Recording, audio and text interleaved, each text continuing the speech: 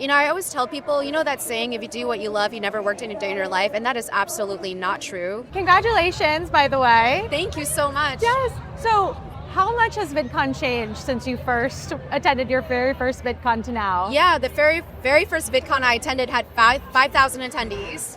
I think it was at the Marriott or the Hyatt, right across from CAA, and it was me, Kep Jumba, Ryan Higa, and it was so surreal just to see how massive it is now and just all the different creators. So I would say I feel like I kind of knew that it would become big like this, but it's just so surreal to see that we're here now at this moment. What do you think feels the most different? Like, obviously that was a very different time on the internet than it is today. What do you think feels the most different for you?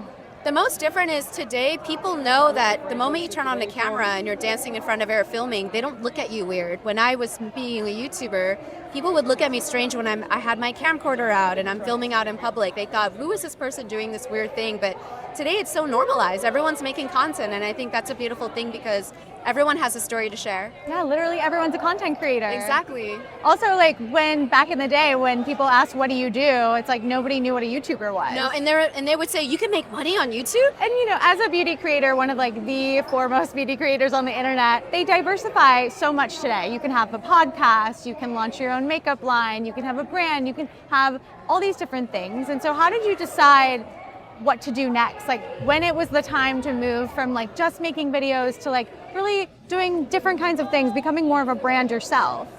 That's a really good question. I would say, I always tell people, that saying, if you do what you love, you never worked in a day in your life, and that is absolutely not true. Because the stuff that you love will change, but if you actually love what you do, you'll always get stuff done. And so I tell a lot of creators that I help mentor too is kind of follow where energy is. So if something is draining you, that's usually an indicator that maybe this is not for you right now, and maybe it needs a little bit of a remakeover, refresh. But also, you're a creator. Sometimes you're meant to play with a new canvas, and so don't be scared to experiment with a new format. That does give you that energy. And I know you've also stepped away at certain parts of your career. So what did that break kind of change, or how did that influence your mindset?